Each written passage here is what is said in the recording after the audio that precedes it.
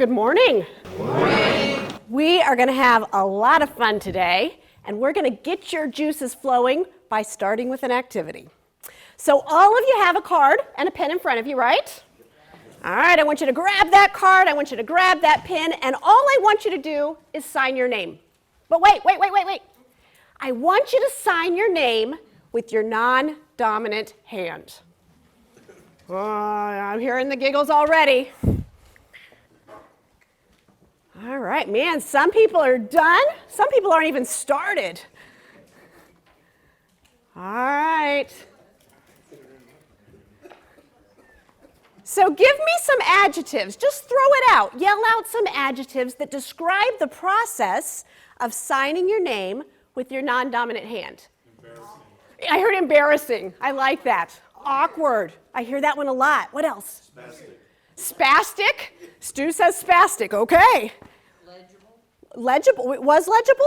Illegible. Good for you. I hear a lot of illegibles too, right? Did anybody have to really concentrate? Think really hard? Was anybody super excited about the concept of signing your name with your non-dominant hand? No. Not normally, right? These words you guys said, right? Spastic, awkward, kind of hard to do. I heard a little bit messy from a few people. These are the same words that people use to describe their job when they're not engaged in the work that they're doing. What's even scarier than that is that over 70% of Americans will tell you they're not engaged in their work.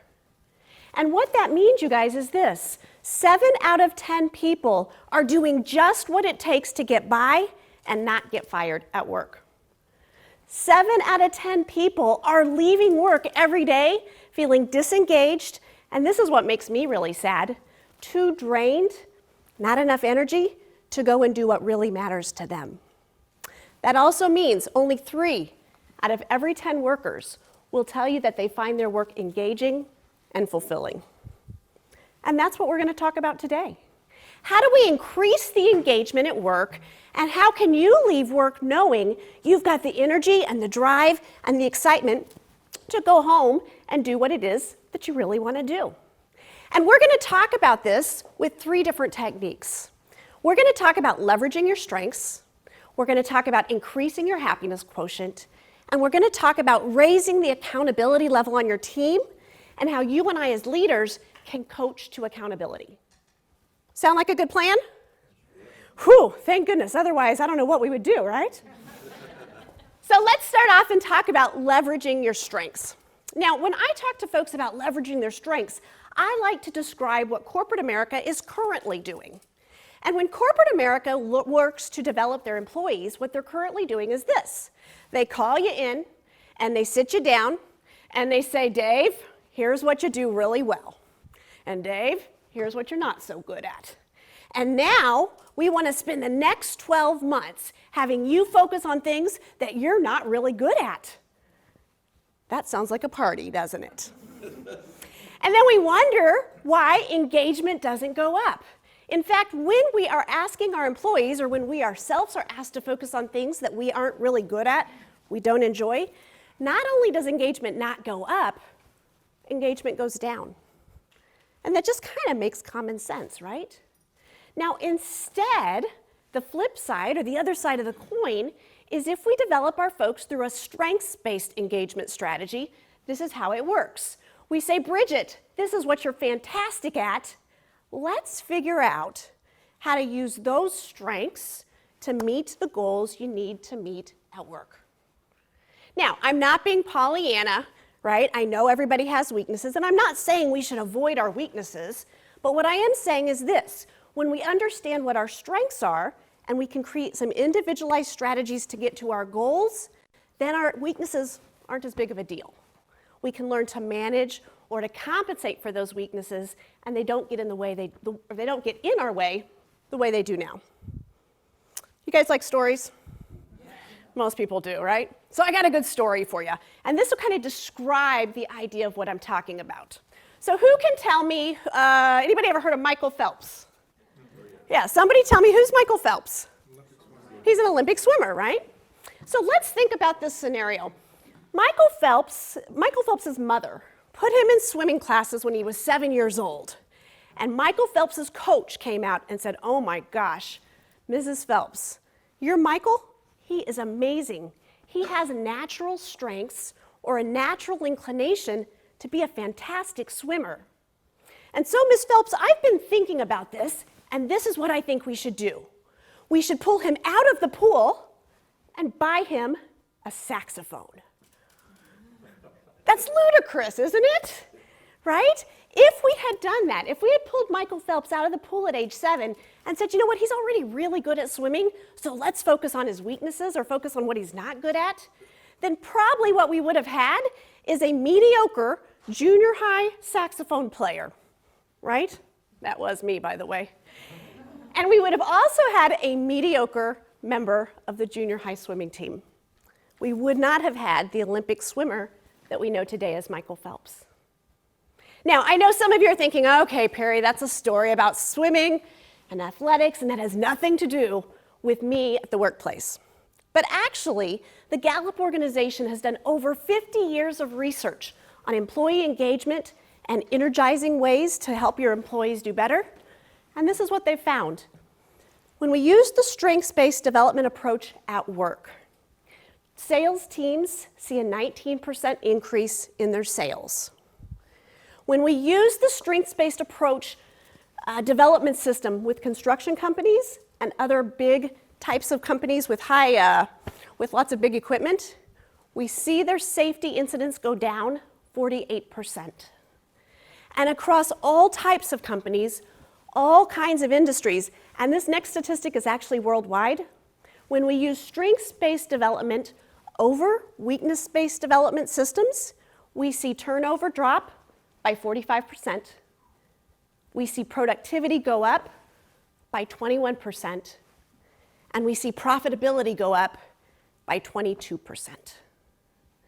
So when we come to our employees and we say, let's figure out what you do really well and help you leverage that, we know that people become engaged. And if you think about it, why wouldn't you want to do something every day that you do really well? Right? You start to see success, and because you see success, you want to work harder. And when you work harder, guess what? Okay, you meet your goals, your company makes more money, you're more eligible for promotions and raises. So that's the idea behind this strengths-based system. Now, as I'm looking out, I can tell some of your strengths are analytical in nature, right?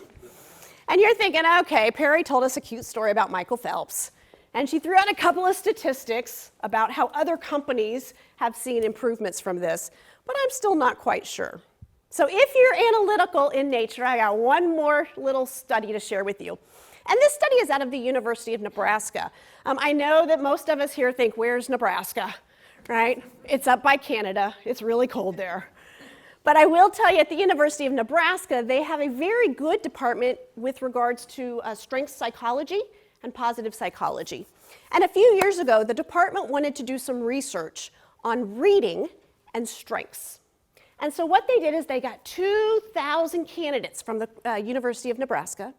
They brought them all into an auditorium like this, and they gave them all reading tests. And after the reading test, they divided the group into two categories. We have our average readers, and those students were reading and comprehending about 90 words a minute. And then we had our above average readers, and those folks were reading and comprehending about 150 words a minute. And what the University of Nebraska researchers did at that point is they put them all 2,000 students, through a speed reading and comprehension class. And at the end of the class, they gave them all a week to go and practice their skills, get ready, and then they brought them all back and gave them a post-test. Now, which group do you guys think did better? The average readers or the above average readers? Above average. I'm hearing above average. That means the people in this part of the room are listening to the presentation. Good job. Would anybody argue that probably the average people did better? Oh, you guys are such a nice... How better do you mean higher scores or higher overall average? Well, do you think they improved more? Well, if you're measuring level of improvement, I would say maybe the below average. Yeah, I would say they come up so they At a greater level of improvement. This is what I hear a lot. People say, well, you know what, the average readers, they had more room to improve, right? Now, when we phrase it that way, who thinks that the average readers improve more? Let me see your hands. Okay. What about the above average readers? Okay, and the rest of you still haven't woken up yet. Yeah, I can see that in your face. All right, so here are the results after the post-test. My average readers went from reading and comprehending 90 words a minute to about 350.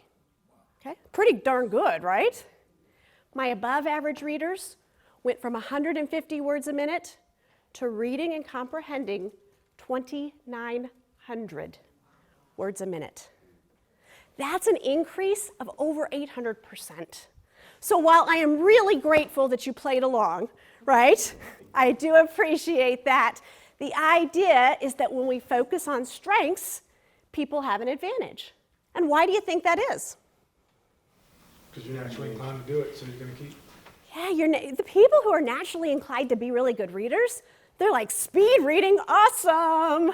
I can't wait to learn. They were engaged with the instructor. They probably went home and did their homework every night, right?